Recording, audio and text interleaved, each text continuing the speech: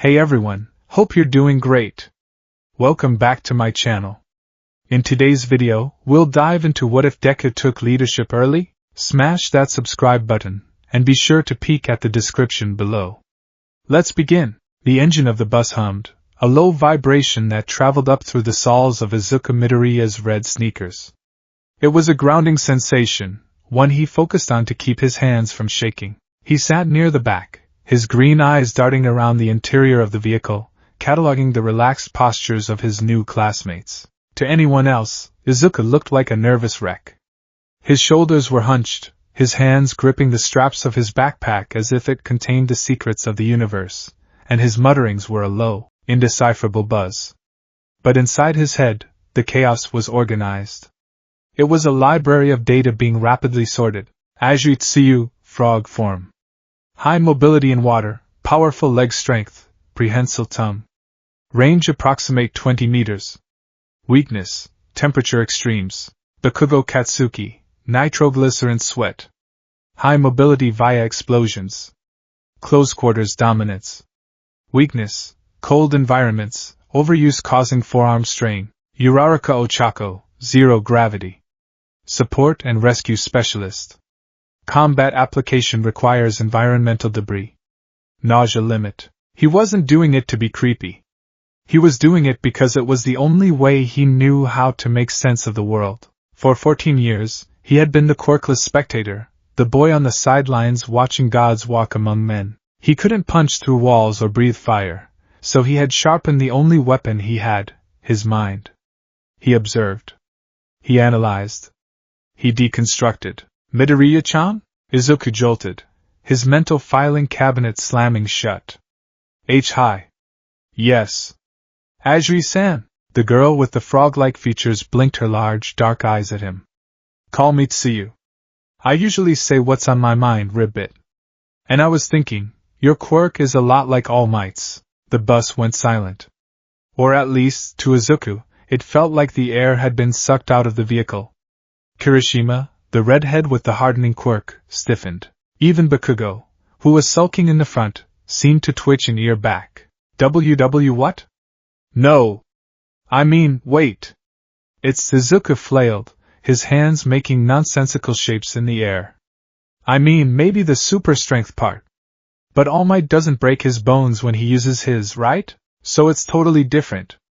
Totally. Kirishima laughed, breaking the tension. Ideally, you wouldn't break your bones either, Midoriya. But yeah, simple strength enhancers are flashy. My hardening is strong, but it's kinda boring for a pro hero. No, it's not. Izuku blurted out, the analyst taking over the nervous boy for a split second. Hardening allows for both high defense tanking and increased offensive output by turning your body into a bludgeon. Plus, if you can sustain it, you're the ultimate rescue hero for structural collapses because you can act as a living pillar. It's incredibly versatile. Kirishima blinked then grinned. Whoa. Thanks, man. You really think about this stuff, huh? Izuku blushed, shrinking back into his seat. I just like taking notes. Taking notes. It was an understatement. He had 13 volumes of hero analysis for the future sitting on his desk at home, and the 14th was currently tucked into his uniform pocket. They were his lifeline. They were the reason he had survived Bakugo's bullying, by predicting right hooks and explosions just seconds before they happened. The bus began to slow down. We're here, Aizawa's tired voice droned from the front. Stop messing around. As the students filed off the bus, Izuku looked up. The unforeseen simulation joint, the USJ. It was a massive dome, a cathedral dedicated to the art of disaster rescue. It was impressive, terrifying, and awe-inspiring. 13, the space hero, was waiting for them. Izuku felt a surge of fanboy excitement bubbling up, but he pushed it down. This was training. He had to be serious. He listened to 13's speech about the dangers of quirks, about how easily power could kill if unchecked. It was a sobering reminder of the power humming beneath his own skin, one for all. A power he still couldn't control. A shotgun he was firing one-handed. All right, Aizawa said, stepping forward. Let's go, Ins. The lights flickered. It wasn't a subtle flicker. It was a violent surge, the massive floodlights buzzing angrily before dying out, then surging back to life with a sickly hum. The fountain in the center of the plaza sputtered. Izuku felt the hair on the back of his arms stand up. It was a sensation he associated with the sludge villain, with the fear of death. Sensei! Izuku pointed toward the central plaza, his voice cutting through the chatter of the class. The fountain, a black dot appeared in the air. It swirled, expanding like a drop of ink in water, tearing a hole in reality. A hand reached out.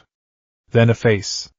Then a body. And then, dozens of them. They poured out of the purple void like cockroaches scuttling from under a lifted rock. Monstrous shapes, people with mutations, thugs with weapons, and a massive, bird-brained creature that stood like a statue of violence. Stay back! Aizawa shouted, his scarf rising like a serpent. 13. Protect the students. What is that? Kirishima asked, his voice trembling slightly. Is this like the entrance exam? Has it started already? Izuku took a step forward, his eyes narrowing. He didn't look at the scary faces. He looked at their feet. He looked at their gear, movement uncoordinated. No uniforms. Weapons are mismatched, pipes, crude blades, low-grade support items.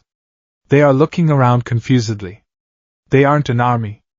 They're a mob. Those aren't robots, Aizawa said, sliding his yellow goggles over his eyes. Those are villains. Panic. It hit Class 1A like a physical wave. Mineta screamed. Uraraka gasped. Even Bakugo looked stunned, but Izuku stood still. His heart was hammering against his ribs like a trapped bird, but his brain, his traitorous, overactive brain, was cold. Why here? Why now? The security sensors didn't trip. That means one of them has an interference quirk. Likely an emitter type, radio wave based. They have a warp gate user. High-value transport quirk. The leader is the one with the hands on his face. He's scratching his neck. Sign of anxiety? Or a tick? 13 and Eraserhead, huh? The mist man spoke, his voice echoing. According to the teacher's schedule we received, All Might should be here. Intel leak, Izuku noted. They have a schedule. They planned this. But their plan relied on All Might being here. They are here to kill him. How? The bird creature. It's the heavy hitter. Aizawa didn't wait. He launched himself down the stairs, a lone figure diving into a sea of enemies. Sensei, no! You can't fight them all! Izuku shouted, the concern for his teacher briefly overriding the analysis. Your style is for capture and one-on-one combat. Even if you erase their quirks, there are too many of them. No hero is a one-trick pony, Midoriya, Aizawa called back, not looking fast. He landed in the plaza and began to dance. It was a brutal ballet.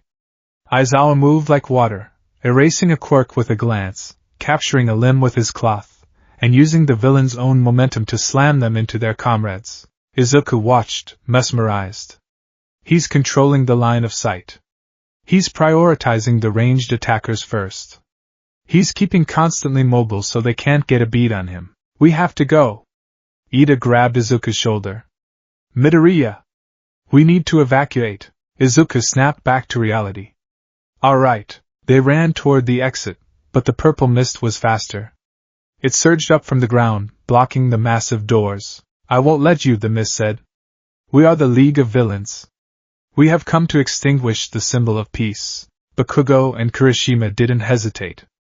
They lunged, explosions and hardened fists flying. Bet you didn't see that coming. Bakugo roared. Bad move, Izuku thought instantly. Physical attacks on a gas-form villain without confirming solidity? That was dangerous, the mist said, reforming around the explosion. But you are students. Scatter. The world dissolved. Wind rushed past Izuku's ears. Gravity vanished, then returned with a vengeance. He was falling. Blue filled his vision. Splash. Cold water rushed into his nose and mouth. He flailed, his heavy hero costume dragging him down. He kicked, breaching the surface, gasping for air. He was in the shipwreck zone. Midoriya-chan, a tongue wrapped around his waist. In a second, he was hauled onto the deck of a sinking boat. Mineta was thrown next to him a moment later, weeping openly. We're gonna die. We're gonna die. Mineta wailed, clutching his head. I didn't even get to touch a boob yet. Izuku coughed up water, wiping his eyes. He looked over the railing. In the water surrounding the boat, heads were bobbing. Dozens of them. Shark mutants, squids, men with webbed fingers. They were circling the boat like predators waiting for the ship to sink. They've got us surrounded, Tsuyu said calmly, though her hands were gripping the railing tight. I think they're waiting for us to panic and jump in. What do we do? Mineta cried. Midoriya! You're smart. What do we do? Izuku looked at the villains. They were posturing. Some were laughing. They aren't attacking the boat immediately. Why? They have water quirks. They could capsize this thing in seconds if they work together. But they're hesitating. They don't know, Izuku whispered. Ribbit? Izuku stood up, his legs trembling, but his voice gaining strength.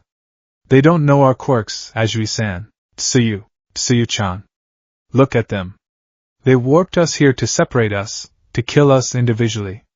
But they didn't know who they were warping where. If they knew your quirk was frog, they never would have dropped you in the shipwreck zone. It's your home turf. The realization hit Tsuyu. I see. They're flying blind. They're cautious, Izuku continued, his eyes scanning the water, counting targets. 12, 14, 16 enemies. They think we might have electricity or fire quirks that could be dangerous in the water. That's why they're keeping their distance. But not for long. Mineta screamed as a massive hand made of water smashed against the hull of the boat. The metal groaned. The ship listed heavily to the left. They're getting impatient, Izuku said. The trembling in his hands stopped. Panic was useless here. Fear was a liability. If he panicked, Mineta would panic, and they would die. He needed to be Aizawa. He needed to be All Might. No. He needed to be Midoriya Izuku. He turned to Mineta.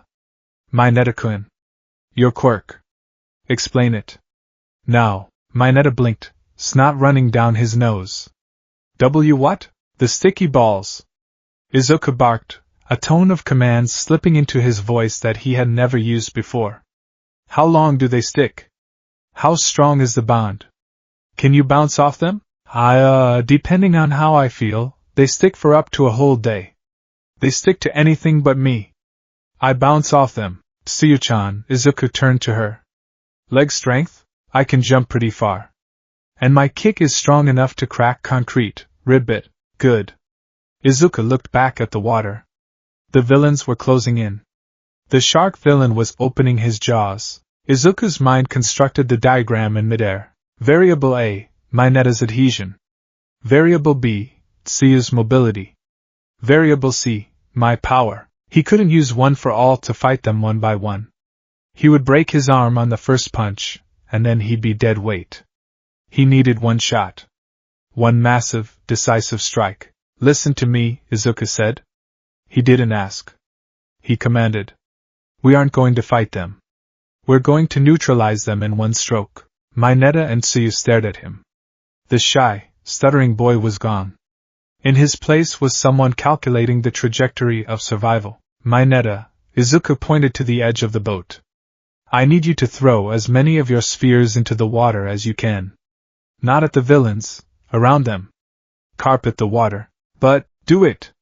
Izuku shouted. Mineta squeaked and rushed to the rail, ripping purple spheres from his head and hurling them like a madman.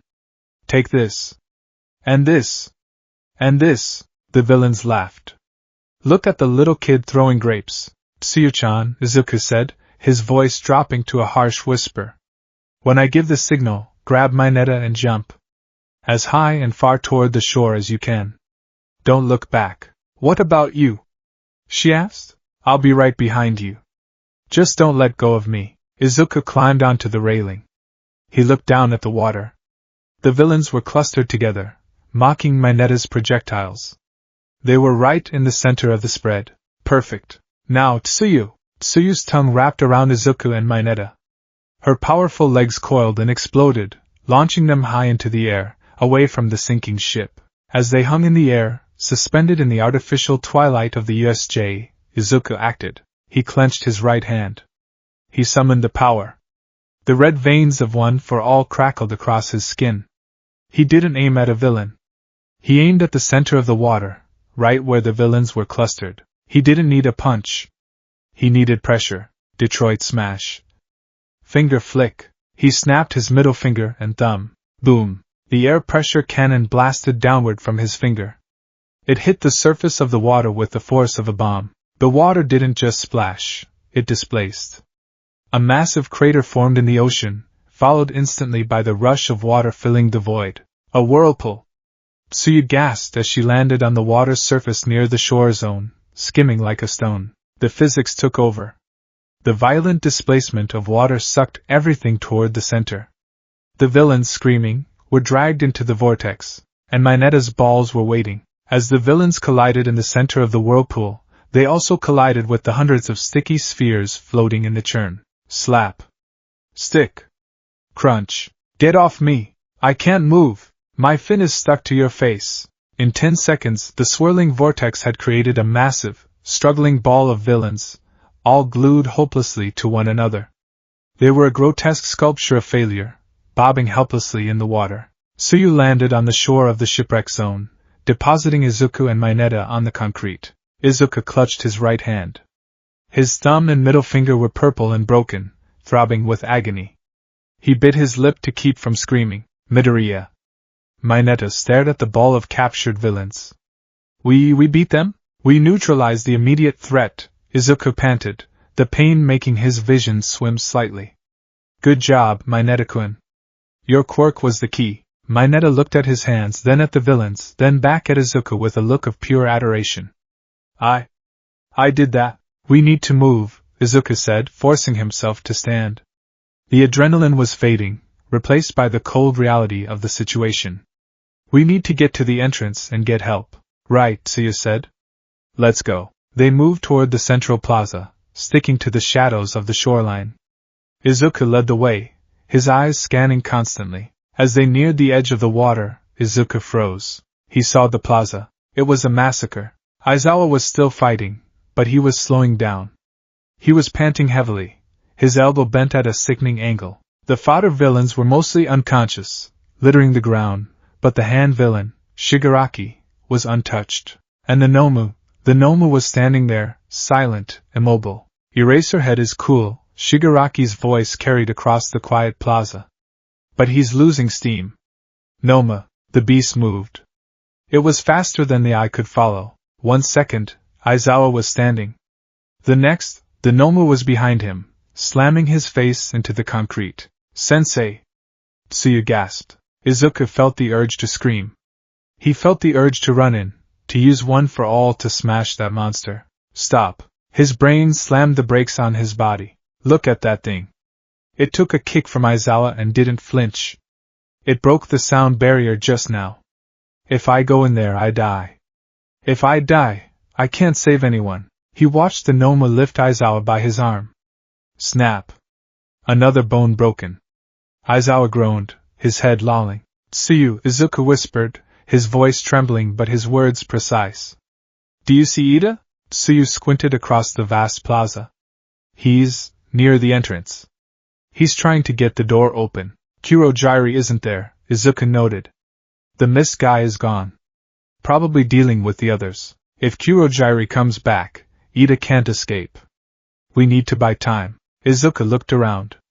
He needed a distraction.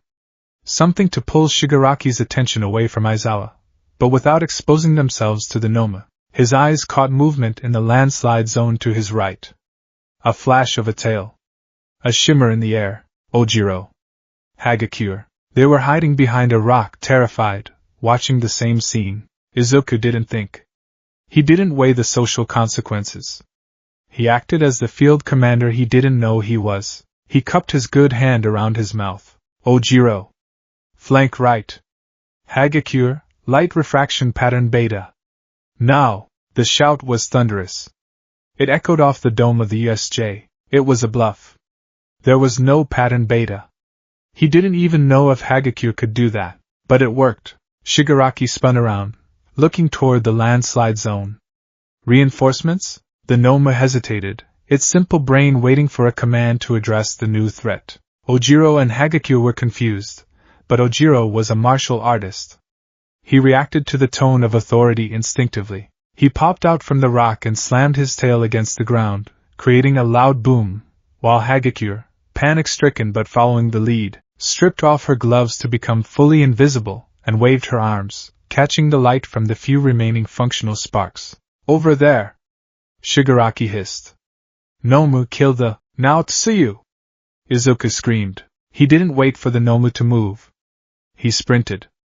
Not toward the villains, but perpendicular to them. Tsuyu understood. She shot out her tongue, not to attack, but to grab. While Shigaraki was looking at the landslide zone, Tsuyu's tongue shot across the gap, wrapping around Aizawa's waist. She yanked. Aizawa flew out from under the Nomu's grasp just as the monster's fist came down, shattering the concrete where the teacher's head had been a millisecond before. "Mineta!" "Suppressing fire!" Izuku ordered as he ran. Mineta didn't question it this time. He hurled a barrage of sticky balls toward Shigaraki. The villain leader growled, decaying the balls before they could touch him, but the action forced him to step back. Izuku and Tsuyu dragged Aizawa's broken body behind a concrete divider near the water's edge. "Midoriya!" Aizawa wheezed, blood running down his face. "Get out." "Be quiet, sensei," Izuku said, his voice hard. He wasn't the student right now. He was the medic. He ripped a strip of cloth from his own costume and began binding Aizawa's arm to his chest. "We are stabilizing you." That shout. Aizawa coughed. "You directed them?" "I made them look," Izuku said, his eyes never leaving the Nomu, which was now screeching in confusion. "Shigaraki is childish. He gets distracted easily. But that Nomu is a biological weapon. We can't fight it." You analyzed them?" "I had to," Izuku muttered. "Or we'd be dead." Shigaraki scratched his neck furiously. "Cheats. Cheaters. A distraction? From a student? I hate this game. Game over." He turned his red eyes toward the rock where Izuku was hiding. "Noma. Kill the loud one." The Noma turned. Its brain was exposed, its eyes dead. It looked right at the concrete divider. Izuku felt the fear seize his heart again. The Grim Reaper was looking at him. "Midoriya," Tsuyu whispered, her voice shaking. "Mineta, grab Sensei's legs," Izuku ordered, forcing his voice to remain steady. "Tsuyu, take his shoulders. Move toward the stairs. Go to the others." "What about you?" Mineta cried. Izuku stood up. He walked out from behind the divider. "I'm going to talk to him." "Are you insane?" Tsuyu hissed. "Go!" Izuku barked. It was the voice of a pro-hero. It left no room for argument. Tsuyu and Mineta hoisted Aizawa and began to scurry back toward the entrance. Izuku stood alone on the edge of the plaza. He faced the Nomu and Shigaraki. He was trembling, his legs felt like jelly, and his right hand was a throbbing mess of agony. But his mind was racing at 1,000,000 miles an hour. Shigaraki handles everything like a video game. He uses terminology like game over and NPCs. He's immature. He wants attention. If I can keep him talking, Ida makes it to the door. If Ida makes it to the door, the pros come. You, Shigaraki pointed a decaying finger at Izuku. You're the one who smashed my water unit. They were uncoordinated, Izuku said loudly. His voice cracked, but he pushed through it. Your strategy was flawed from the start. Separating us was a mistake. Shigaraki paused. The sheer audacity of a child critiquing his villainy seemed to short-circuit his rage for a moment. What did you say? You assumed we were weak because we're students, Izuku shouted, taking a step forward. He needed to keep the focus on him. But you didn't account for quirk synergy. You didn't account for environmental advantages. You're just a thug with a strong pet. The silence in the USJ was deafening. Bakugo, who had just finished fighting off his own group of villains near the ruins zone, froze. He stared across the plaza. Is that Deku? Mocking a villain? Shigaraki began to scratch his neck so hard skin started to peel. Thug? Thug. You think you're smart? You think you're a hero? I'm analyzing the facts. Izuku yelled. Come on, take the bait. Get angry at me. Don't look at the door. Nomu, Shigaraki whispered. Break him. Slowly, the Nomu charged. Izuku didn't move. He couldn't. He wasn't fast enough. He knew he was about to die. He had bought maybe 30 seconds. I'm sorry, Mom. I'm sorry, All Might. I tried. The wind pressure of the gnome's fist hit his face. Izuku flinched, closing his eyes. Boom! The impact happened. But Izuku didn't feel pain. He opened his eyes. Dust swirled around him. The ground beneath him had cracked from the shockwave. But standing in front of him, holding the gnome's fists back with his bare hands, was a massive figure. The steam rose off his body. The suit was unmistakable. I am here! All Might shouted, though his smile was gone. He wasn't smiling.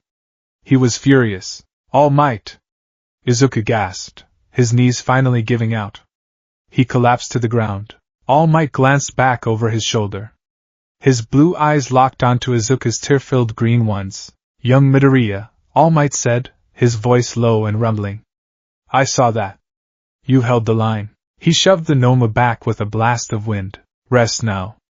I've got this. As the Titan of Heroes engaged the monster, the rest of Class 1A began to emerge from their zones, converging on the plaza. Kirishima ran up to Izuku. Midoriya! Are you okay? That was insane. You were yelling orders like a drill sergeant. Bakugo walked up slowly. He looked at the whirlpool in the distance, then at the unconscious villains washing ashore, then at Izuku. Deku, Bakugo growled, his voice dangerously quiet. What the hell was that? Izuku looked at his hands. The notebook in his pocket felt heavy against his chest. He looked at Aizawa, who was being tended to by Sato and Momo near the stairs. He looked at Ojiro and Hagakure, who were safe because of his bluff. The fear was still there. But something else was there too. For the first time in his life, the analysis hadn't just been ink on paper. It had been action. Izuku swallowed, wiping the soot from his face. He looked up at Bakugo, his eyes hardening. I was doing what needed to be done. The battle for the USJ was far from over. All Might was fighting for his life. But as Izuku watched the exchange of blows, he wasn't just watching a hero fight. He was looking for openings. He was looking for weaknesses. He pulled his uninjured left hand into his pocket and withdrew a pen. He flipped the notebook open to a blank page. Subject, Nomu. Shock absorption suspected. Regeneration likely. All Might is losing stamina. Kaken, Izuku said, standing up. Bakugo bristled. What? If All Might needs help? Izuku's eyes darted between the exploding combatants. You're the only one fast enough to get past the mist guy. Be ready. Bakugo opened his mouth to scream at him, to tell him to shut up, but he stopped. He saw the look in Izuku's eyes. It wasn't the look of the victim he had bullied for 10 years. It was the look of a strategist surveying a chessboard. TCH, Bakugo spat, turning toward the fight, sparks popping in his palms. Don't tell me what to do. But he didn't step down. He stepped up. He was waiting for the signal. The green tactician had arrived. The air in the unforeseen simulation joint tasted like copper and ozone. It was a thick, suffocating atmosphere, heavy with the pressure of a clash between titans. In the center of the plaza, the world was ending. Or at least, it looked that way. All Might and the Nomu were locked in a blur of violence that defied physics. Each collision of their fists sent shockwaves rippling through the concrete floor, shattering glass in the dome above and whipping up tornadoes of dust and debris. Izuku Midoriya stood near the bottom of the long staircase leading to the exit, his chest heaving. His right hand was a ruin of purple bruising and twisted fingers, held protectively against his chest. The pain was a sharp, screaming constant, a high-pitched alarm in his nervous system. But the pain was distant. It was data. Status, right arm compromised. Pain levels, 8 out of 10. Adrenaline high. Focus, absolute. Around him, the students of Class 1A were a mess of confusion and terror. They had survived their individual zones, scrambling back to the entrance in ragged groups. But they were paralyzed by the spectacle in the plaza. Look at him go. Cyril breathed, clutching his elbows. Is that really a fight? It looks like a natural disaster. All Might is winning, right? Mina Ishido's voice trembled, her pink skin pale with dust. He has to be. Izuku's eyes narrowed. He wasn't watching the spectacle. He was watching the margins. All Might is bleeding. There is steam rising from his left side. His time limit. He's pushing past it. The Noma isn't slowing down. It has shock absorption. All Might is trying to overwhelm the absorption with speed, but every second he spends fighting is a second his form degrades. But that wasn't the immediate problem. The problem was the periphery. While the two gods battled, the rest of the villains, the fodder that Aizawa had knocked out or that had been scattered, were waking up. They were pulling themselves out of the water, crawling from the ruins, limping from the landslide zone, and Kurojiri. The mist villain had reformed near the fountain, his yellow eyes narrowing as he watched the students huddled near the entrance. They're regrouping, Izuku muttered. Who? Uraraka asked, hovering close to him, her eyes wide with worry. The villains, Izuku said, his voice gaining volume. Look! Shigaraki is ordering the lower-tier villains to flank us. He knows All Might is distracted protecting us. If they attack us, All Might will have to take a hit to save us. Uraraka looked. Sure enough, 50 or 60 villains, battered but conscious, were picking up their weapons. Pipes, knives, chunks of concrete. They were looking at the students not as combatants, but as hostages. We need to run! Mineta shrieked. We need to get out. We can't, Shoji rumbled, his multiple arms tense. The mist guy is blocking the door. If we run, we turn our backs on them. Panic began to set in. It was a cold, creeping frost. Ida was vibrating with anxiety, looking between the unconscious form of 13, the broken body of Aizawa, and the terrified faces of his classmates. I have to. Ida stammered. As class rep. I should. He was freezing up. The rigid rules he lived by didn't cover a chaotic war zone. Izuku saw it happening. The fragmentation? If they panicked now, they would be picked off one by one. The mob mentality that Izuku had exploited earlier was about to happen to them. No. Not today. Izuku took a breath. He pushed the pain of his hand into a box in his mind and locked the lid. Ida-kun! The shout cracked like a whip. Tenya Ida jolted, looking down at the shorter boy. Midoriya-kun? Stop looking at the fight, Izuku ordered. He didn't suggest. He didn't ask.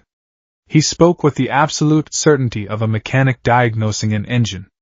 You are the class representative, but right now, we don't need an administrator.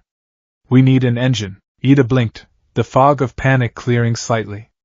An engine? Your priority is the wounded, Izuku said, pointing to Aizawa and 13. You and Uraraka-san are the evacuation unit. Use your speed to move them to the upper threshold, behind the heavy blast doors. Do not engage the enemy unless they breach the perimeter.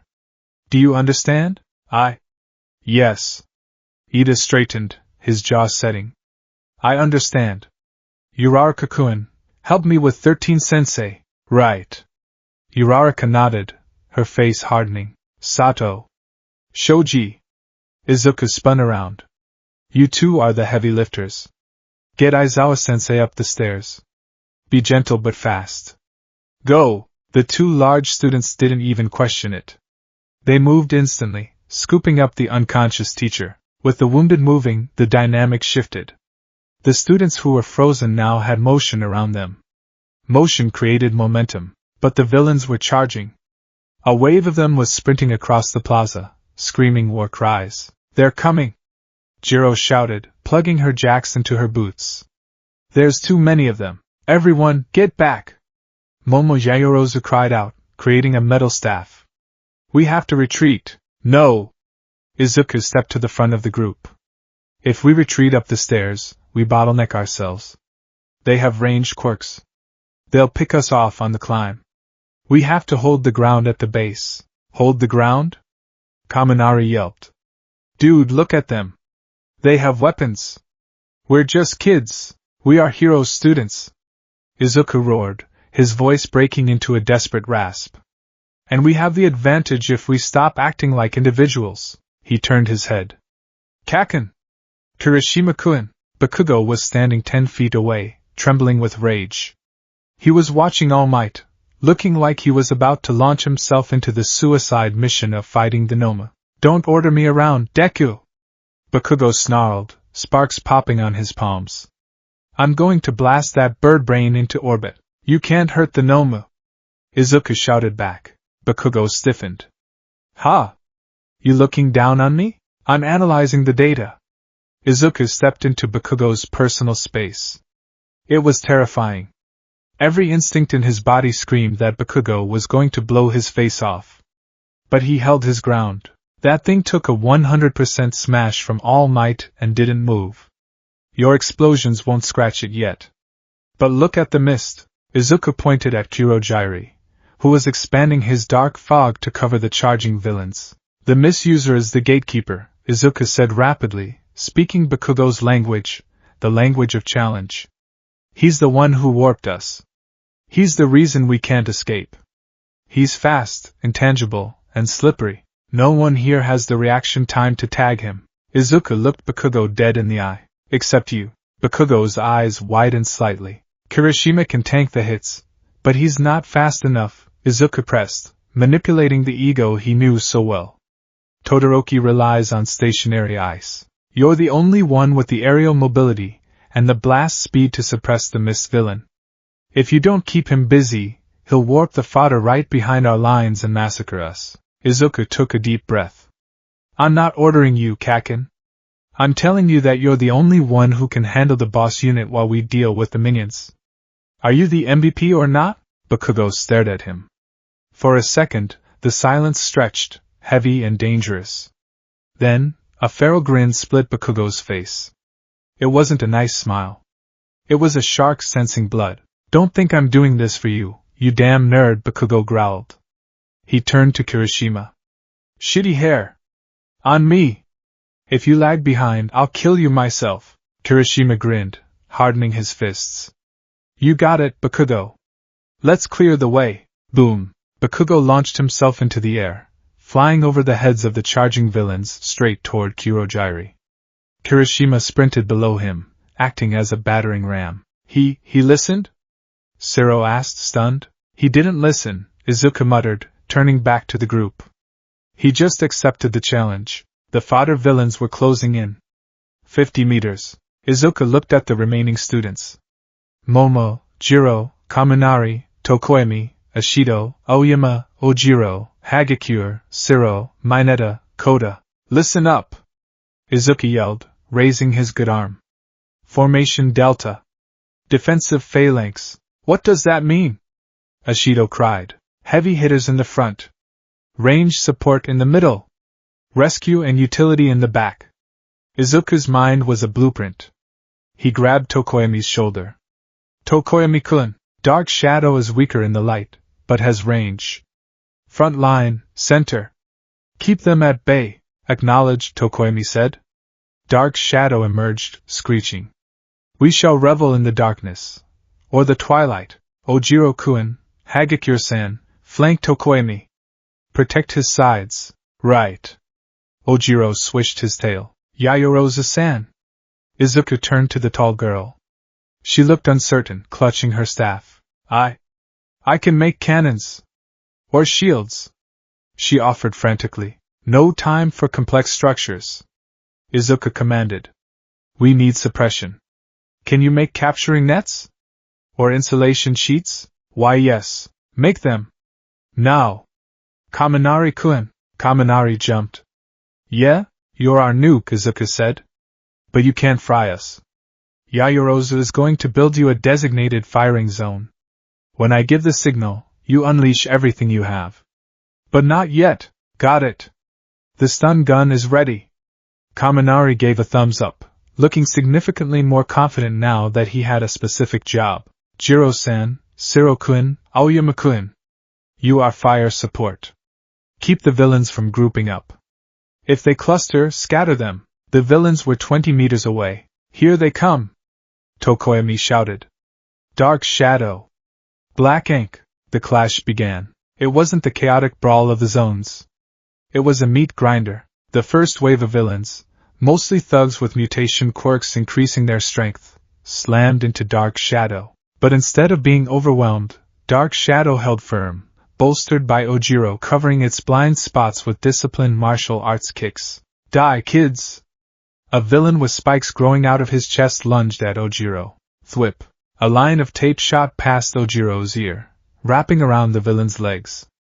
Shiro, standing on a raised piece of concrete behind the line, yanked back. The villain tripped. Now, Aoyama! Izuku shouted from the back command post. Naval laser!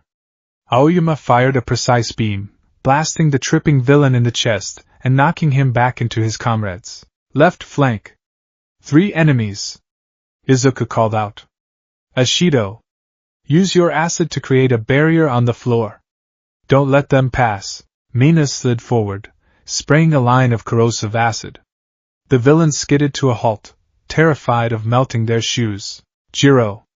Sound wave! Jiro plugged her jacks into her boots. Boom! A vibration wave hit the stalled villains, shaking their brains and dropping them to their knees. It was working. It was actually working. Izuku stood in the center of the formation, his head swiveling constantly. He wasn't fighting. He couldn't. But he was sweating more than anyone. Managing the battlefield is harder than fighting in it, he realized. I have to keep track of 14 quirks, plus the enemy movements. My Neta needs to reload. Koda is panicking. I need to find him a job. Uraraka and Ida are almost at the door. Midoriya! Momo shouted. She had created a massive sheet of thick, rubberized insulation material and several metal rods. The preparation is complete. Izuku looked at the enemy horde. They were getting frustrated. The kids weren't breaking.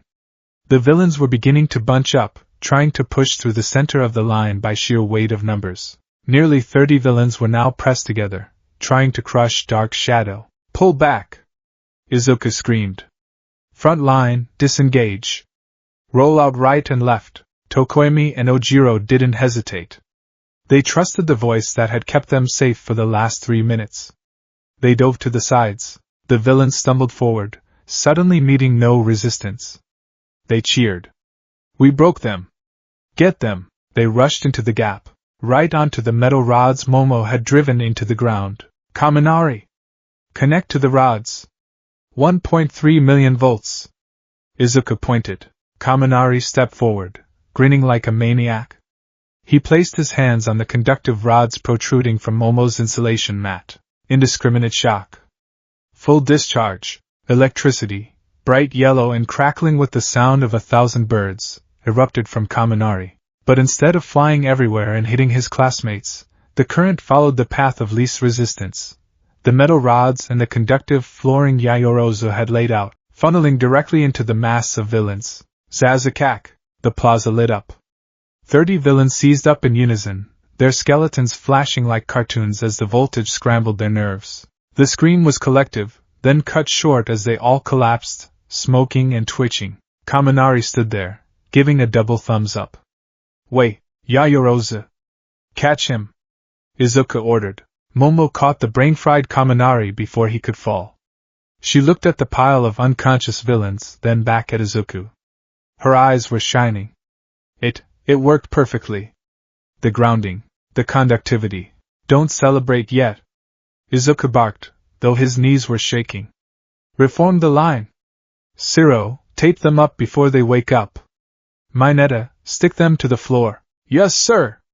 Mineta saluted, rushing forward to stick balls to the fallen enemies. Across the plaza, the Battle of the Titans was reaching its climax. All Might had seen it. He was grappling with the Nomu, his hands locked with the beast's claws. He was tired. His limit was screaming at him. The steam was pouring off his body. He had been holding back, worried that a stray shockwave would hurt the students, or that a villain would slip past him. But then he heard the command. He saw the lightning. He risked a glance. He expected to see terror. He expected to see his students running, crying, or dying. Instead, he saw a phalanx. He saw a shield wall of students standing shoulder to shoulder. He saw the villains piled up like cordwood. And behind them, standing like a general amidst the smoke, was young Midoriya. The boy was broken. He was small. He was trembling. But he was pointing, shouting, and holding the line. He's not waiting for me to save them, All Might realized, a surge of pride swelling in his chest so powerful it almost eclipsed the pain. He's saving himself. He's saving them all. You've made a mistake. All Might coughed, blood trickling from his mouth. Shigaraki, who was scratching his neck furiously as he watched his army get dismantled by high schoolers, looked back at All Might. What? You thought you could chip away at my spirit by attacking my students, All Might growled. He dug his fingers into the Noma's flesh. But you forgot one thing, villain. All Might's blue eyes flared with spectral fire. These aren't just students. They are the next generation of heroes. And they are strong. All Might didn't just push. He exploded. Plus ultra. The following minute was a blur of violence so intense it shattered the cameras in the facility. All Might didn't just hit the Noma. He pummeled it.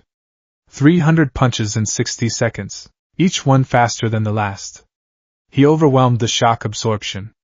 He hammered the beast until it couldn't regenerate fast enough. With a final, earth-shattering uppercut, All Might launched the Noma through the ceiling of the USJ, sending it twinkling into the stratosphere like a perverse team rocket. Silence fell over the USJ. All Might stood in the smoke, his steam thick and heavy. He was shivering. He was done. I did it. All Might wheezed. But the danger wasn't over. Shigaraki stood up, trembling with rage. You cheated. You cheated. Noma was perfection. He looked at All Might, then at the students. Kurojairi, Shigaraki hissed. Kill the kids. All of them. Start with the green one. Bakugo had been fighting Kurojairi near the fountain, but the mist villain had simply been playing defense. Now Kurojairi expanded, bypassing Bakugo and shooting toward the student formation like a dark bullet. Midoriya! Bakugo screamed, firing an explosion to boost himself, but he was too slow. The mist surged toward Izuku. Izuku couldn't move. His adrenaline had crashed the moment All Might won. His legs were lead. He watched the darkness coming. I can't dodge. I can't block. Smash! The door to the USJ burst open. It wasn't All Might. A bullet ripped through the air, tearing through the metal of Kurojairi's neck brace. Sorry we're late. A voice rang out. Ida stood at the top of the stairs, panting, his engines smoking. And behind him stood the cavalry, Principal Nizu. Snipe. Ectoplasm. Midnight. Present Mike. The pros were here. Snipe unleashed a barrage of bullets, pinning Shigaraki to the ground, shooting him in the limbs and forcing Kurojairi to retract to protect his master. Retreat, Kurojairi wheezed. Shigaraki Tamura, we must retreat. The game is over. No! No! Shigaraki screamed like a tantrum-throwing child as the mist enveloped him. He locked eyes with Izuku one last time. You ruined everything. Midoriya Izuku. And then, they were gone. The tension in the air snapped. They're gone. Uraraka sobbed, falling to her knees. We're alive, Ciro whispered. Izuku looked around. The phalanx was still holding. His classmates were bruised, dirty, and terrified, but they were standing. They were looking at him. He looked up the stairs. All Might was slumped over, steaming, but safe. The teachers were rushing down. The adrenaline finally left Izuku completely. The pain in his hand came rushing back like a tidal wave. The world tilted on its axis. Midoriya? Momo reached out. I think. Izuku mumbled, his eyes rolling back. I think I need to sit down. He collapsed forward, but he didn't hit the ground. Kirishima and Shoji caught him. We got you, man, Kirishima said, his voice thick with emotion. We got you. Aizawa, who had been propped up against the wall by the entrance, watched through his one swollen eye as the paramedics rushed past him. He watched his students, his chaotic, problem child class, carefully lower Midoriya to the ground. He watched them stay in formation, guarding their fallen leader until the pro-heroes took over. He watched Bakugo land nearby, looking at Midoriya with a complex expression of anger and grudging respect. Aizawa let his head fall back against the wall. Battle Operations Commander, huh? He rasped, a tiny, painful smirk touching his lips. Irrational, but effective. The aftermath of the USJ was a blur of police lights, ambulances, and questions. Tsukachi Naomasa, the detective, was trying to take statements, but the students were exhausted. Izuku sat on the back of an ambulance, a blanket wrapped around his shoulders. Recovery Girl had already kissed his forehead, draining his stamina to knit the bones in his fingers back together. They were still wrapped heavily, but the agony was gone, replaced by a dull throb. Midoriya-kun. Izuku looked up. It was Momo Yaoyorozu. She was holding 2 cups of hot tea. She looked pristine compared to the others, though her eyes were haunted. Yaoyorozu-san, Izuku croaked. Are you okay? I should be asking you that, she said softly, handing him a cup. She sat down next to him on the bumper. You broke your fingers. You fought villains. You. She paused, looking down at her tea. I was scared, she admitted. When the villains attacked, my mind went blank. I have all this knowledge, all these formulas, but I didn't know which one to use. I froze. That's normal, Izuku said gently. It was our first real combat. But you didn't freeze. Momo looked at him, her dark eyes intense. You knew exactly what to build. You knew exactly where to put everyone. You used my quirk better than I did. I just... Izuku blushed, retreating into his shell slightly. I just know everyone's quirks. I've been watching you guys. I knew you could do it. I just gave you a target. You gave us order, Momo corrected. You turned a panic into a strategy. Thank you, Midoriya-san. They both looked up. Bakugo was standing there. He had his hands in his pockets, his posture slouched. Kaken, Izuku stiffened. Bakugo kicked the dirt. He didn't look at Izuku. He looked at the ambulance. The missed guy, Bakugo grunted. His weak point was the neck brace. I figured it out because you sent me after him. Oh, Izuku blinked. That's good. I would have figured it out anyway, Bakugo snapped, his eyes flashing. Don't think this makes you better than me, Deku. You're still a quirkless loser who got lucky with a power-up. I know, Izuku said calmly. Bakugo paused. He seemed annoyed that Izuku wasn't cowering, but Bakugo muttered, his voice dropping so low it was almost inaudible. Your plan wasn't entirely shitty. That's all. He turned and stomped away before Izuku could respond. Did he just compliment you? Momo asked, bewildered. I think in Kaken language, that was a marriage proposal, Kirishima joked, walking up with an ice pack on his head. Or at least a peace treaty. Izuku smiled. It was a weak, tired smile, but it was real. Across the parking lot, All Might was watching them from the back of a police cruiser.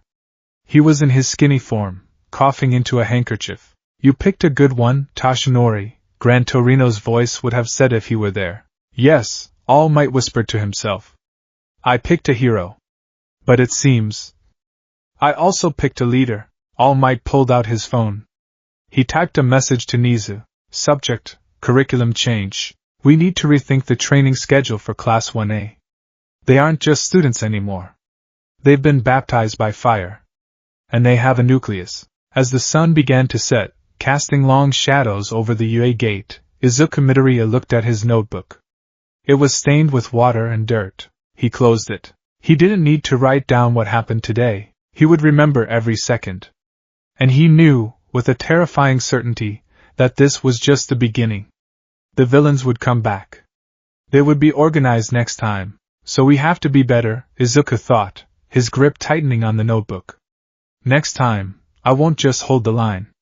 Next time, we push back. The silence of the hospital room was louder than the explosions had been. Izuku Midoriya sat on the edge of the pristine white bed, his legs dangling, not quite touching the linoleum floor. The air smelled of antiseptic and lemon cleaner, a sharp contrast to the copper tang of blood and the dry choke of concrete dust that still seemed to coat the inside of his lungs. His right hand was encased in a heavy cast, elevated on a pillow.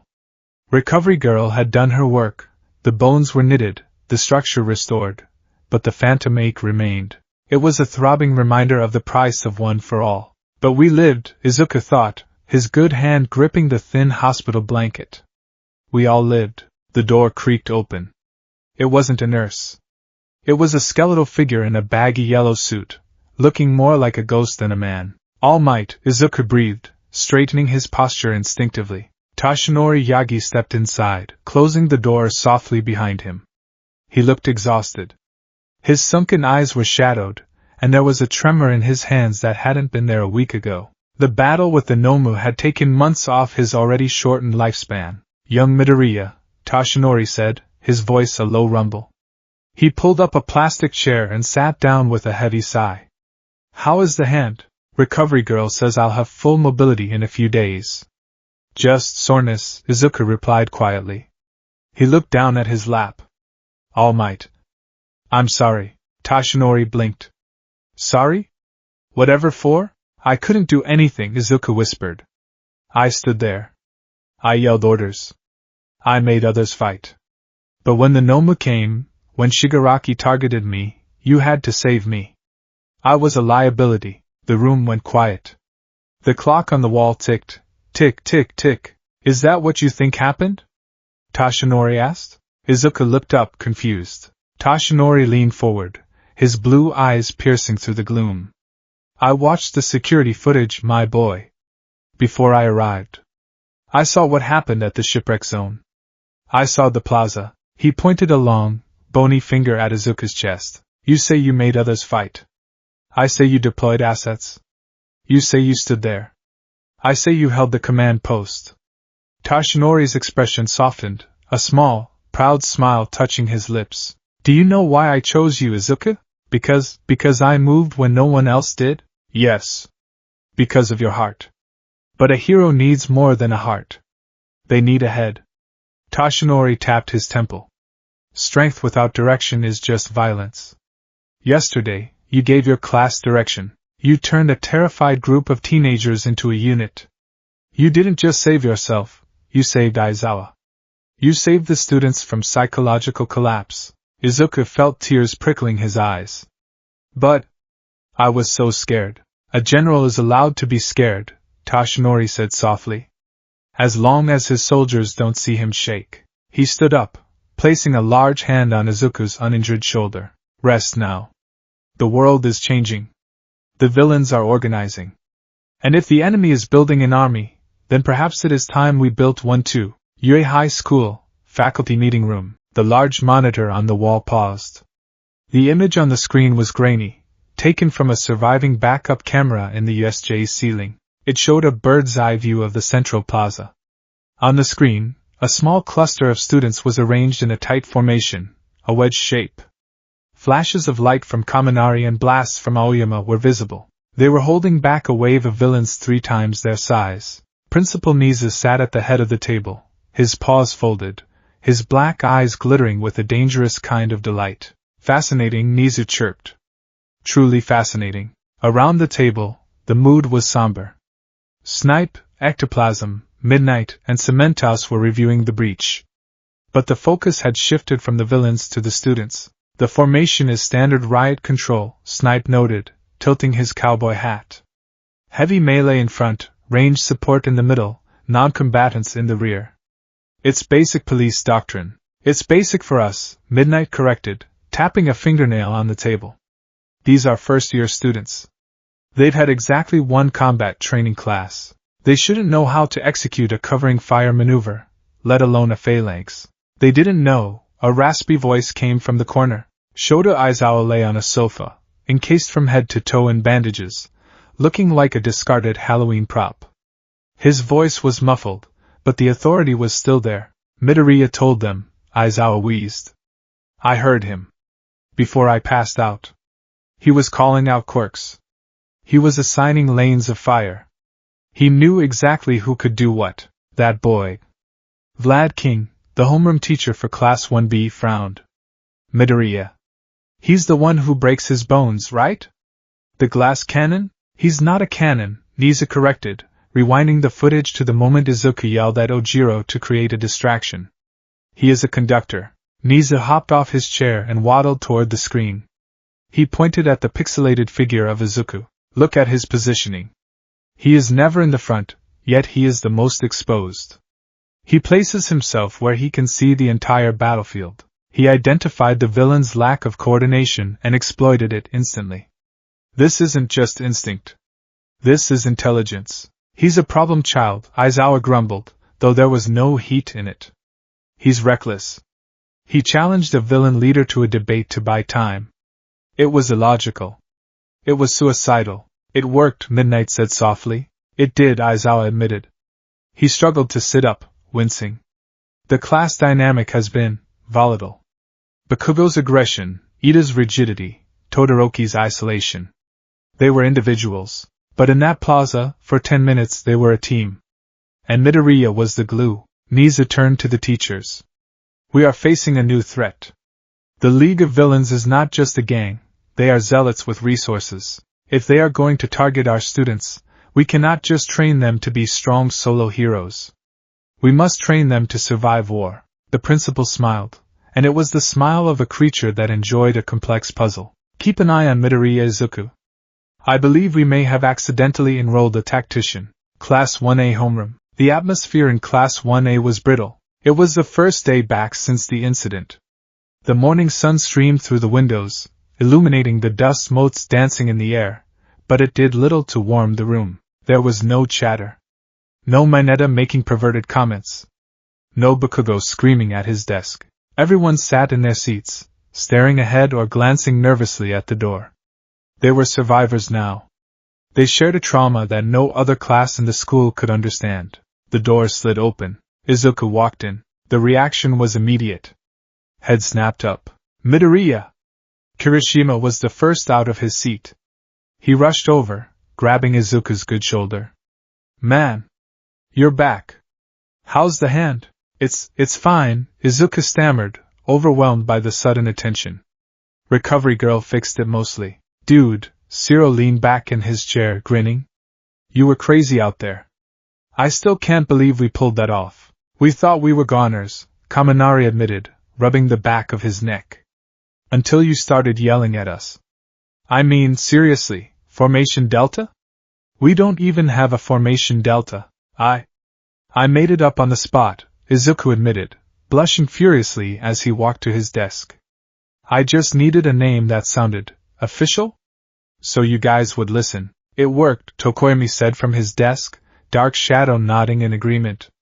Your command was the light in the darkness. Izuku sat down, feeling the weight of their gazes. It wasn't the mocking stares he was used to from middle school. It was respect. Heavy, expectant respect. He glanced at Bakugo. The blonde was staring out the window, his jaw set. He didn't look at Izuku, but he didn't explode either. He was quiet. Thinking. The door opened again. This time, it was Ida. The tall boy walked in stiffly. He looked tired. He walked straight to the podium at the front of the class. Everyone, Ida announced, his voice booming but lacking its usual robotic joy. Please take your seats. Homeroom is about to begin. A moment later, the door slid open to reveal Aizawa. Or rather, a walking collection of gauze. Sensei. The class gasped in unison. You're alive! Uraraka cried. My well-being is irrelevant, Aizawa droned, shuffling to the podium. More importantly, the fight isn't over. The class tensed. More villains? The UA Sports Festival is approaching. The collective sigh of relief was audible, followed immediately by a wave of excitement. But Aizawa cut through it. However, he said, his single visible eye scanning the room. Before that, we have some housekeeping. Specifically regarding the class representative position. The room went silent. Ida stood up. His hands were clenched at his sides. Sensei, Ida said. I wish to resign from the position of class representative. Ida? Uraraka whispered.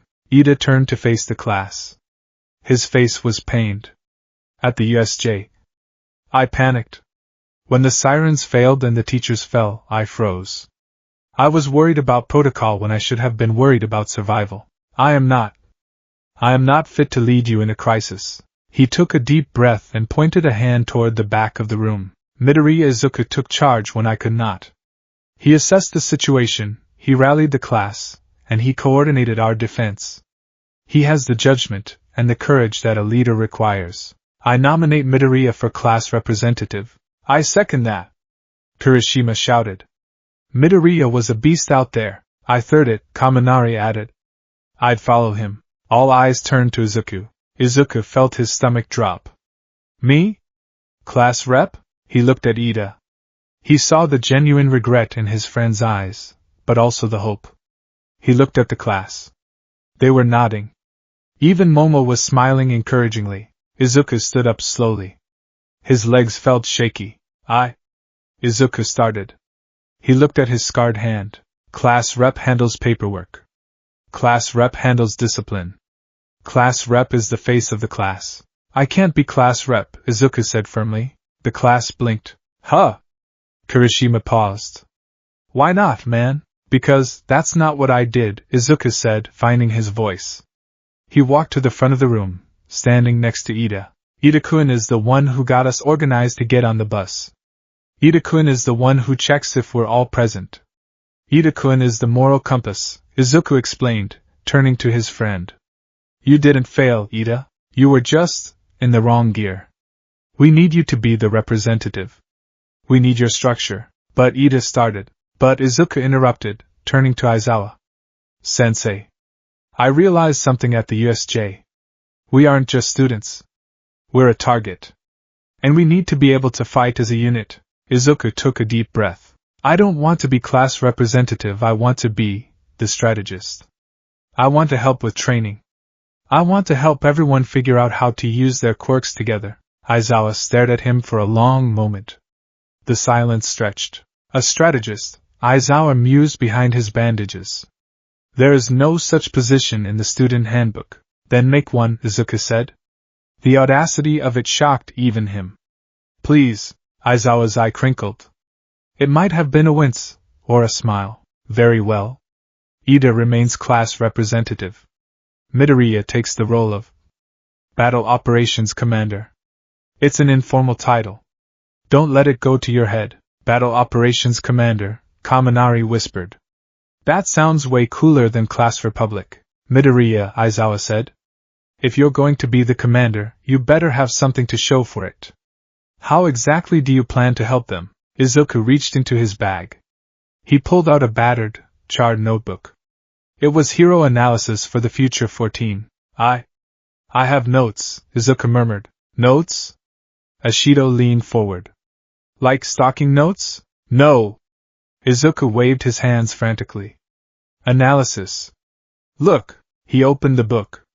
He walked over to Ojiro's desk and placed it down. The page was covered in detailed sketches of Ojiro's tail, along with paragraphs of tiny, frantic handwriting. Mashireo Ojiro. Tail quirk. Exceptional core strength. Current fighting style. Reactive defensive. Potential. The tail acts as a third limb, but he mostly uses it for balance or simple strikes. Suggestion. If he incorporates rotational momentum, spinning like a top, he can increase the kinetic force of the tail strike by 300%. Also, using the tail to launch off vertical surfaces would give him 3D maneuverability similar to Gran Torino. Ojiro read the page. His eyes went wide. Midoriya, you figured out how to increase my striking power? I've been trying to figure this out for months. And Shoji-kun, Izuku flipped the page. You use your dupli arms to create eyes and ears for scouting. But if you create mouths on the ends of the tentacles and use them to create low-frequency sound waves, you could essentially create a sonar map of a building without entering it. Shoji stunned. Sonar? I never thought of that. And Ishido-san, Izuku turned to the pink girl. Your acid viscosity. You make it slippery to slide, right? But if you increase the viscosity just a little bit more, it becomes sticky. You could climb walls like Spider-Man. Or create traps that glue villains down instead of melting them. Ashido gasped. Sticky acid. That's genius. I can be a spider. Izuku looked around the room. He saw the realization dawning on them. For years, people had looked at his notebooks and called him a creep. They called him a stalker. They called him a quirkless loser obsessed with things he couldn't have. But these people, they didn't see a stalker. They saw a cheat sheet. They saw a way to get stronger. This is... Momo Yayorosa stood up, walking over to look at the book. Midoriya-san, this is incredible.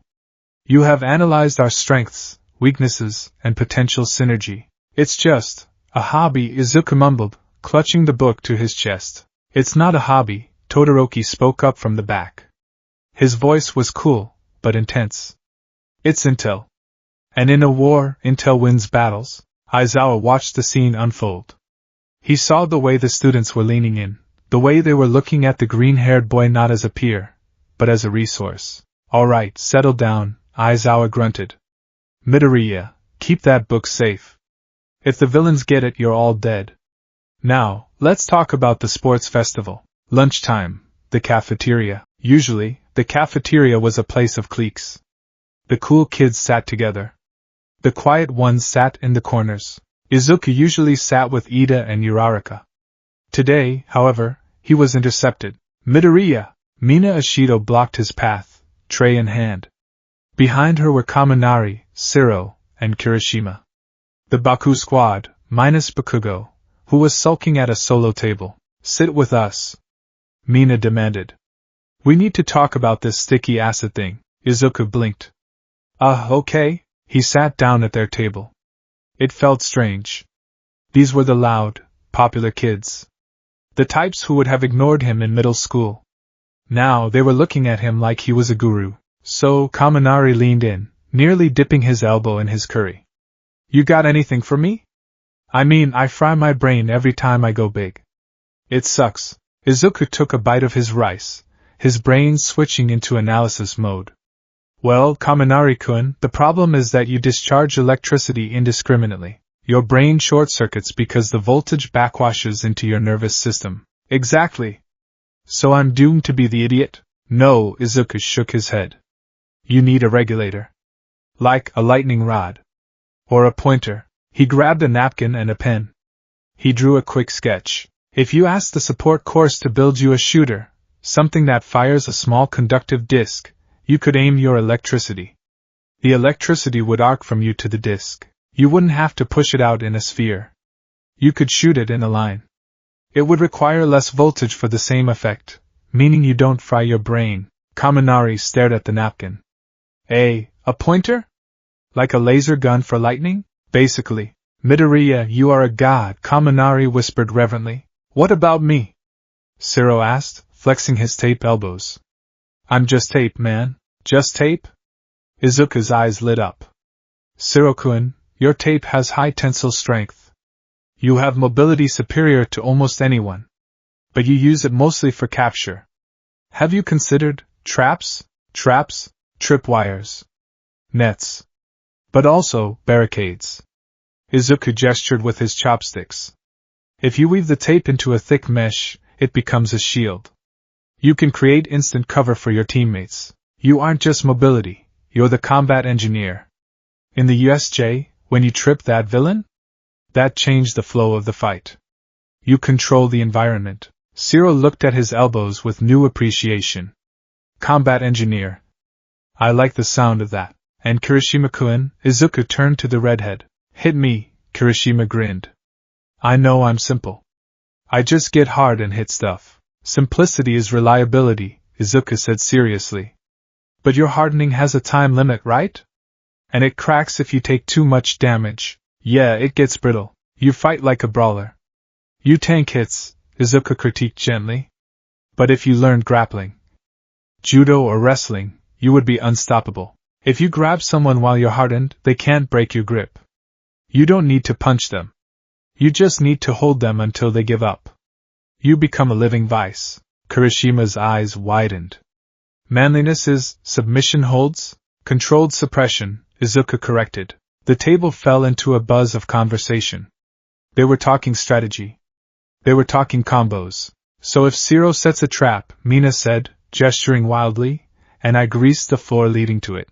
And Kaminari shoots the conductive disc into the trap, Izuku finished. We catch them, zap them, and they can't run away, Siro finished. The Baku squad trap. Kaminari cheered. We might need a better name, Izuku laughed. A few tables away, Katsuki Bakugo ate his spicy curry in silence. He wasn't looking at them. But his ears were perked up. Pointer, grapple, environmental control, he scoffed, stabbing a piece of pork. The nerd is giving away all his secrets. Idiots. If you tell everyone how you fight, they'll just figure out how to beat you. But as he chewed, another thought crept in. Unless he's making them stronger so the whole unit is stronger. He's not trying to win the sports festival alone. He's raising the difficulty level. Bakugo glared at Izuku's smiling face. Fine, Deku. Build your little army. I'll still crush every single one of them. After school, The Midoriya apartment. The sun was setting, casting long orange shadows across the apartment. Inkle Midoriya was crying. Again. My baby! She wailed, hugging Izuku so tight he thought his ribs might crack. You broke your fingers. And you fought villains. And you were nearly disintegrated. Mom, I'm okay, Izuku soothed, patting her back. I'm home.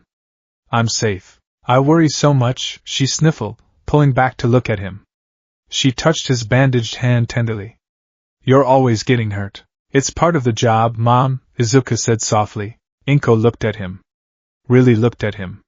She saw the new firmness in his jaw. The way he held himself. He wasn't the fragile boy who cried over his computer screen anymore. You've changed, she whispered. Since you started. I have to, Izuku said. He walked over to his desk, where the stack of 13 notebooks sat. He placed number 14 on top. He sat down in his chair and spun around to face her. Mom, for a long time, I thought that because I didn't have a quirk, I was useless. Even after All Might gave me this power. I felt like I was just pretending. Like I was borrowing a suit that didn't fit. He looked at his hand. But at the USJ, I realized something. The power, one for all, it's just a tool. It's a battery. But I am the one using it. My brain. My notes. My muttering. That's not useless. That's my weapon. Inko's eyes filled with fresh tears, but she smiled. You were always smart, Izuku. You always saw things others didn't. I'm going to be a hero, Mom, Izuku said, his voice steady. But not just a symbol like All Might. He stands alone on top of the pillar. I don't want to stand alone. He picked up a pen and opened a fresh page in the notebook. Subject, Sports Festival Strategy. Objective, maximize Class 1A performance. Establish dominance not through raw power, but through tactical superiority. I'm going to lead them, Izuku said to the empty room, long after his mother had left. He looked out the window at the city lights. Somewhere out there, Shigaraki was licking his wounds. Somewhere out there, the darkness was gathering. Izuku's eyes narrowed. Let them come. We'll be ready. He began to write. Plan A, the obstacle race. Anticipate heavy robot deployment based on Power Loader's recent requisition orders. The notebook had come alive. And with it, the green tactician was preparing for war. The media circus outside the UA gates was a deafening roar of questions and flashbulbs, a chaotic storm trying to breach the walls of the fortress. Inside, however, the atmosphere was strikingly different. It was the heavy, pressurized silence of a submarine diving deep. 2 weeks remained until the sports festival. In years past, this period was defined by secrecy. Students would scatter to the wind, hiding their special moves, training in isolation to ensure they had the element of surprise against their classmates. The sports festival was, after all, a battle royale. A zero-sum game where only one could stand at the top. But Class 1A was different. They had looked death in the face at the USJ. They had seen the cracks in the superhuman society, and they had seen how easily they could be broken apart, and they had a battle operations commander, Jim Gamma, day 1 of prep. The massive concrete facility of Jim Gamma, usually a labyrinth of pipes and industrial pillars, echoed with the sound of voices. Not the competitive taunts of rivals, but the constructive noise of a workshop. Izuku Midoriya stood on a raised platform, a metal gantry overlooking the training floor. He wasn't wearing his gym uniform. He was wearing his track pants and a plain white t-shirt, clutching a clipboard that looked like it had seen better days. His right hand was still wrapped in bandages, though the cast was gone, replaced by a stiff brace. Stop! Izuku's voice cut through the noise, amplified by a small megaphone he had borrowed from President Mike. Below him, Eijiro Kirishima and Mashireo Ojiro froze mid-spar. Kirishima's arm was hardened into a jagged rock blade, while Ojiro was balanced on his tail, ready to strike. Kirishima-kun, Izuku called out, leaning over the railing. You're telegraphing the right hook. Every time you harden your shoulder past a certain density, you drop your guard on the left to compensate for the weight. A speed-type villain will get you there. Kirishima looked at his left side, exposing his ribs. Crap. You're right. It gets heavy, man. Don't try to carry the weight, Izuku instructed, his eyes scanning the data in his head. Pulse it. Harden at the moment of impact, soften during the wind-up. It saves stamina and increases speed. It's how the pro-hero Death Arms fights. Pulse it, got it. Kirishima grinned, slamming his fists together. Thanks, Commander. Ojiro-kun. Izuku turned his attention to the martial artist. You're relying on the tail for balance too much. Use it as a spring. Kirishima is a tank. You can't trade blows with him. You need to be a kinetic bullet. Bounce off the pillars. Make him dizzy. Ojiro nodded solemnly. Understood. Verticality. I'll try it. Resume. Izuku marked something on his clipboard and began walking along the gantry. This was the new normal. On the first day of preparation, the class had been hesitant. The idea of sharing techniques before a competition felt wrong. It was Bakugo who had, unintentionally, cemented the idea. He had stormed off to train alone, declaring everyone else stepping stones. That triggered something in the rest of the class. If the strongest student was going solo, the rest of them realized they needed an edge to catch up. And Izuku Midoriya was that edge. Midoriya-chan. Izuku looked down to the next sector. Tsuyu Azuri was sparring with Fumikage Tokoemi. What is it, Tsuyu? Dark Shadow keeps retreating when I use my camouflage, Tsuyu called out. Is he scared of green? He's not scared of green, Izuku analyzed instantly. Dark Shadow is a semi-autonomous energy construct. He relies on visual confirmation of the target. When you vanish, he loses object permanence and panics, retreating to Tokoemi for defense. Tokoemi crossed his arms, Dark Shadow chattering nervously over his shoulder. A keen observation. My darkness is flustered by the unseen, Tokoemi-kun, Izuku said. You rely on Dark Shadow for offense and defense. But if he panics, you're open. You need to act as his spotter. Use your own eyes to direct his attacks when the target is obscured. Verbal commands. Coordinate like a handler and a hound of the abyss. Tokoemi mused. Very well. Izuku continued his patrol. It was exhausting. His brain felt like a CPU running at 100% capacity, constantly processing quirks, physics, and matchups. But it was also exhilarating. For the first time, he wasn't just watching heroes, he was building them. He reached the far end of the gym.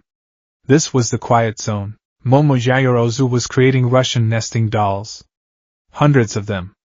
She looked frustrated. Yayorozu-san? Momo jumped slightly. Midoriya-san. I'm working on creation speed. I see that. Izuku walked down the stairs to join her. But why dolls? They have complex internal geometries. She wiped sweat from her brow. If I can make these instantly, I can make flash bangs or capture nets instantly. But I'm burning through my lipids too fast. I get sluggish.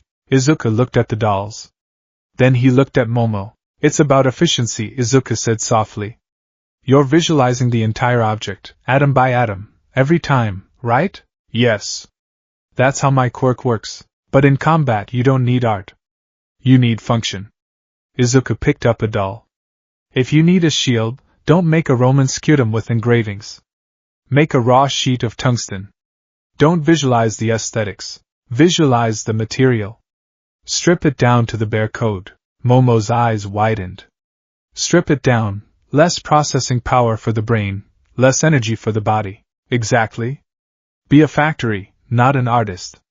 At least until you win. Momo looked at her hands. A factory. Efficient. Brutal. She smiled, a sharp, dangerous smile that reminded him of the USJ.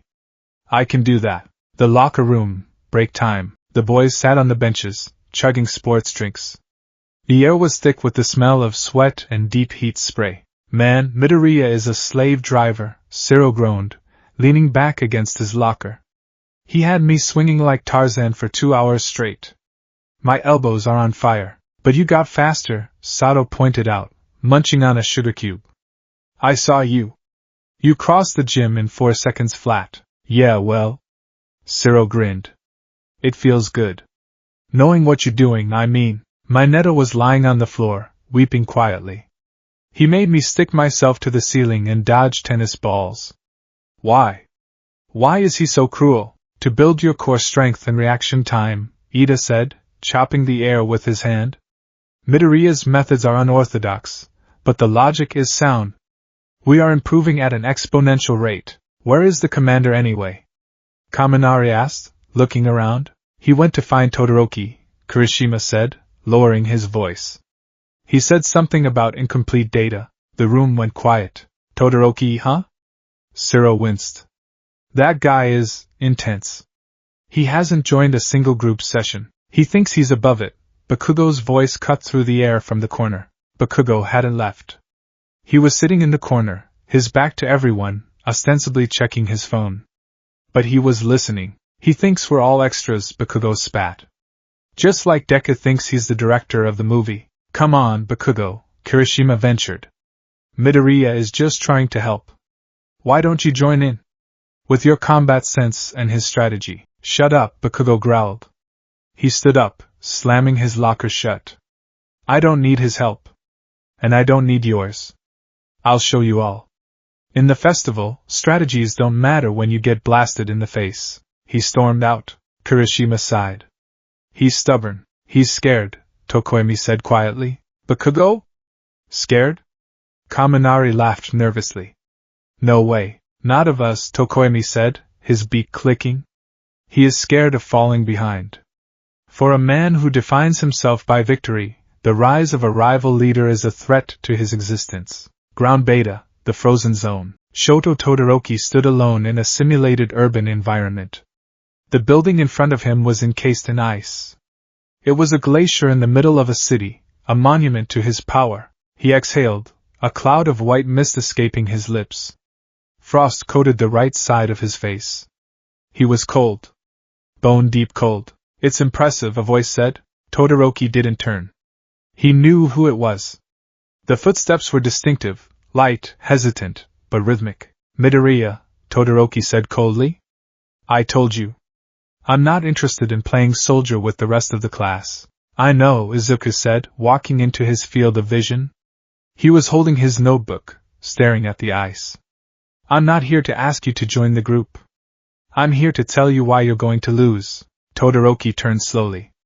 His heterochromatic eyes narrowed. Lose? To who?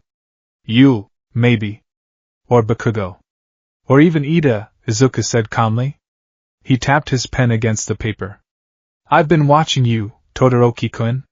Your quirk is objectively the strongest in the class. In terms of raw output, you rival All Might. Get to the point. The point is you have a lag? Todoroki stiffened. A lag? Reaction time. Izuku stepped closer. The cold air radiating off Todoroki was biting, but Izuku didn't flinch. When you use your ice on a massive scale, your body temperature drops. I can see it. Your movements become microseconds slower. Your joints stiffen. It's a physiological limit. I can manage it, Todoroki dismissed. Against fodder villains? Sure, Izuku countered. But against someone like Bakugo? He sweats nitroglycerin. He gets faster as the fight goes on. You get slower. In a protracted battle, he will outpace you. Once he gets inside your guard, inside the range of your ice, you're done. Todoroki glared at him. So what? You want me to do cardio? I want you to use your left side, Izuku said. The temperature in the alleyway dropped 10 degrees instantly. Did my father send you? Todoroki whispered, his voice dripping with venom. What? No. Izuku blinked, stepping back, hands raised. Endeavor? I've never met him. This is purely tactical. Tactical. Todoroki scoffed. You don't understand anything. I will win without his fire. I will reject him completely. Izuku looked at the boy in front of him. He saw the anger. He saw the scar. He didn't know the story, but he was an analyst. He could connect the dots. A fire quirk father. An ice quirk mother. A scar on the fire side. A refusal to use fire. It was a rebellion. A family tragedy played out on a battlefield. Izuku lowered his notebook. I don't care about your dad, Izuku said, his voice hardening. Todoroki looked surprised. I don't care about your family drama, Izuku continued. I care about survival. At the USJ, if that Noma had targeted you, your ice wouldn't have been enough. If you want to be a hero, you have to save people. How can you save anyone if you're fighting with one hand tied behind your back? Shut up, Todoroki hissed. You're freezing yourself, Todoroki. Izuku shouted, pointing at the frost on the boy's arm. You're regulating your temperature poorly because you refuse to use the heat source built into your own body. It makes you predictable.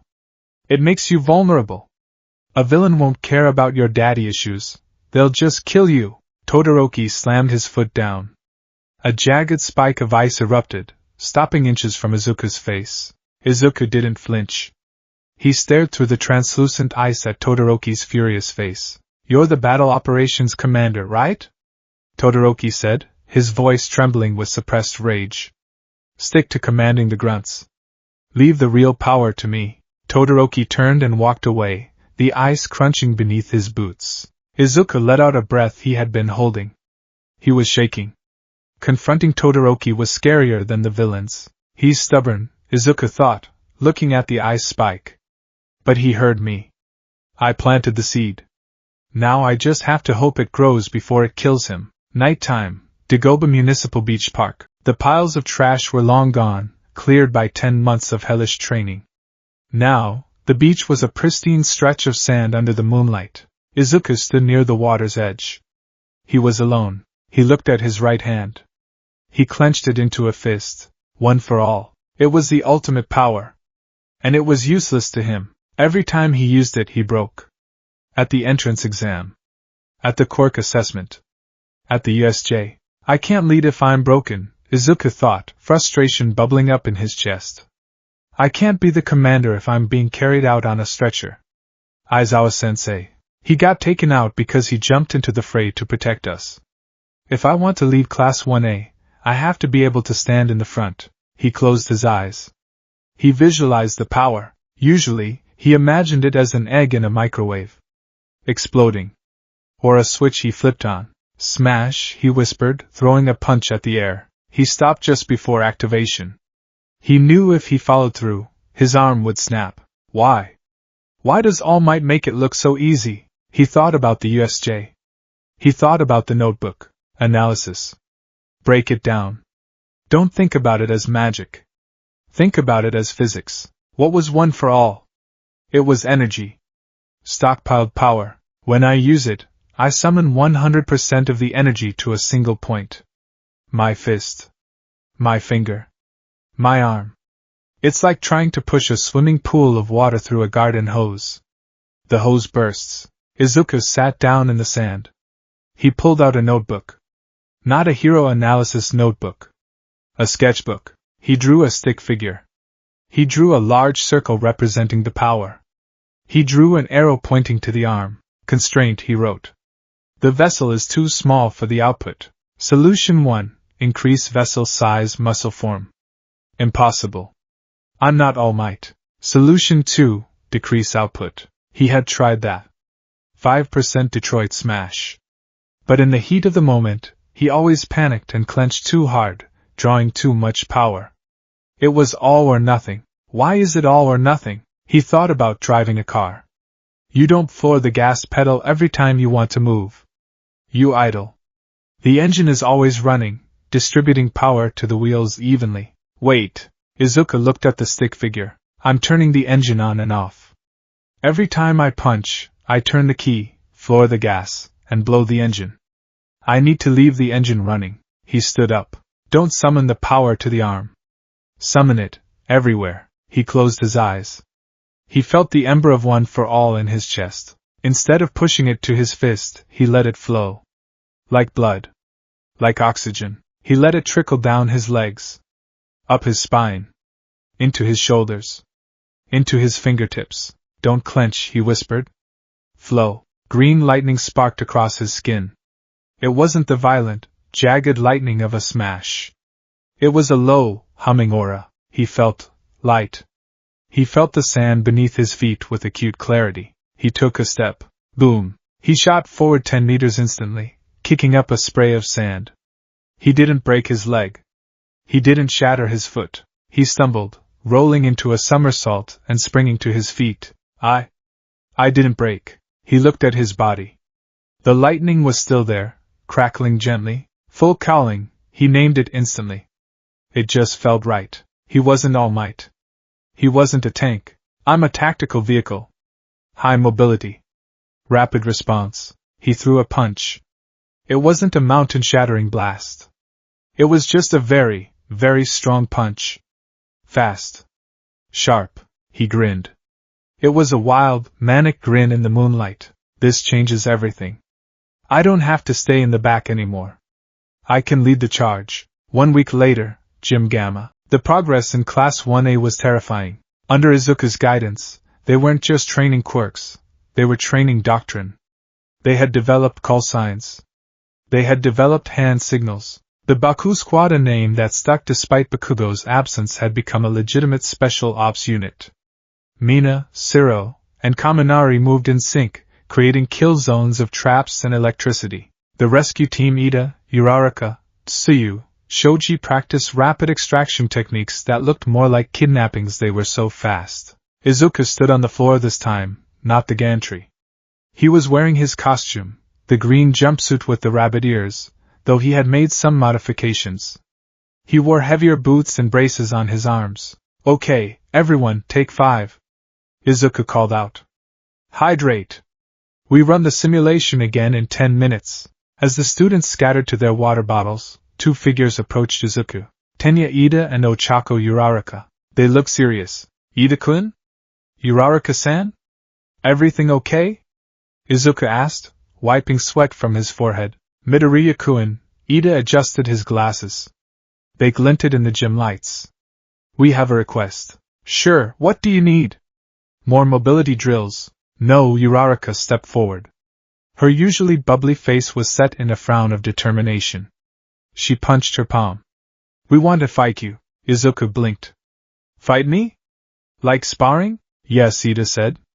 For the last 2 weeks, you have been our teacher. You have elevated us. You have analyzed our weaknesses and patched our armor. But Uraraka continued, the sports festival is a competition, Deku-kun. And right now, you're the boss. You're the one everyone is looking at. She looked him in the eye. I want to be a hero who saves people. But I also want to be strong. And I can't be strong if I'm just following orders. I need to know if I can beat the commander. Izuku looked at them. His best friends. They weren't asking out of malice. They were asking out of respect. They viewed him as the hurdle. The final boss of the training arc. Izuku slowly put down his clipboard. He unclipped the pen from his pocket. He looked at his hands. The green lightning flickered to life, dancing across his skin. The full cowling hummed. The class went silent. They sensed a shift. People stopped drinking water. Bakugo, who had just walked in the door to retrieve his forgotten bag, froze. 2 against 1? Izuku asked, his voice dropping an octave. The stutter was gone. If you think you can handle it, Ida challenged, revving his engines. I won't go easy on you, Uraraka warned, touching her fingertips together. I know your strategies. Izuku smiled. It wasn't a nice smile. It was the smile of someone who had memorized the rulebook just so he could exploit the loopholes. Battle formation, Izuku whispered. Begin! Ida roared. Boom! Ida was fast. Faster than he had ever been.